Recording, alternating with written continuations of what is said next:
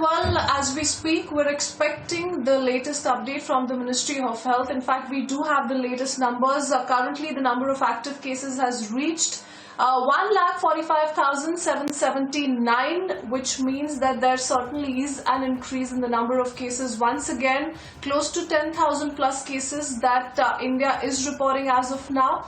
And we will keep putting out more information on the same. Also tell you all about the measures that are being taken by several state governments, because remember now, on 16th of June, Prime Minister Modi, who will also be meeting chief ministers to really understand what is going on in the country and how to really take this fight forward. But as for the latest figures, the total number of cases has crossed the 3 lakh mark, and Vikram, my colleague, joining us with more details on the same.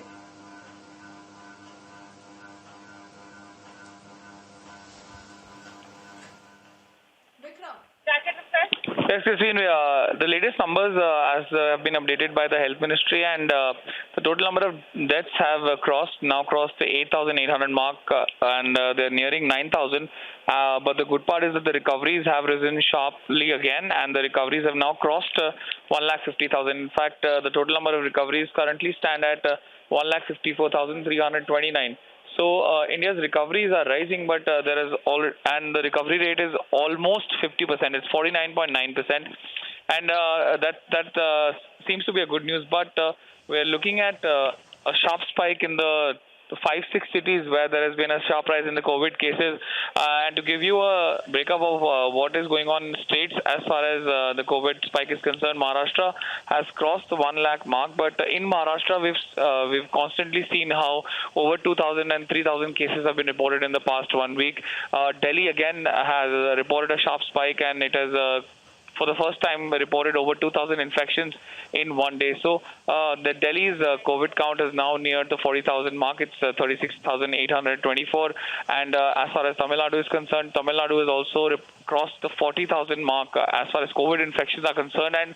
But the mortality rate in Tamil Nadu is quite low. So if you calculate and if we analyze the mortality rate across the country, the Delhi and Maharashtra seem to be the two most problematic states. And even the Niti Aayog CEO Amitabh Kant had tweeted yesterday, and he had actually shared the data as far as the worst hit districts are concerned, and they have, in fact, there are 5 districts across the country which contribute directly to 50% of India's cases. And we'll shortly put out the graphic on air.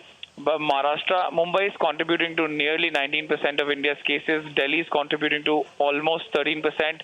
Tamil Nadu is contributing to almost 10%, and Ahmedabad and Thane both are contributing to 5%. So if you calculate this, it comes down to nearly 50% of India's total cases, and these districts, in fact, are responsible for a large percentage of cases in their state as well. In fact, in Maharashtra, if we add the percentages of Pune, Thane, and Mumbai, then it comes down to almost 81%. So whereas Maharashtra has a huge population, 80% of the cases are coming from 3 districts, and there are some worrying signs as far as other districts are concerned, including like those of Aurangabad, and there are others as well. Bengaluru, meanwhile, has done extremely well as far as controlling the COVID spread is concerned.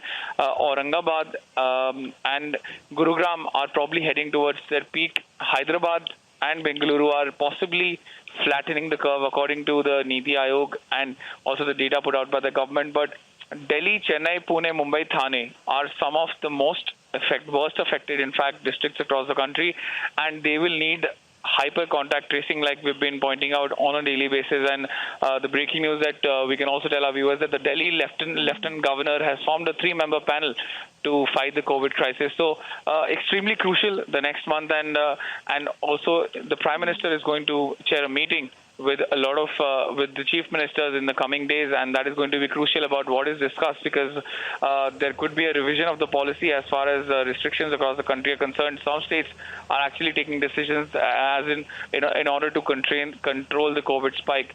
So we need to keep monitoring and seeing what happens as far as the COVID death toll is concerned. Rise in infections is not that big a problem because a lot of cases in our country are asymptomatic and they can actually go back to, they can be treated at home. But if the symptomatic patients rise, then it is going to be a big problem for the national capital and also states like Maharashtra because of the health infrastructure, which is already overflowing with patients. So we need to keep a close watch. Recovery is rising is a good indication, but the rise in mortality rate is something that it's a big picture of worry. Handing it back to you.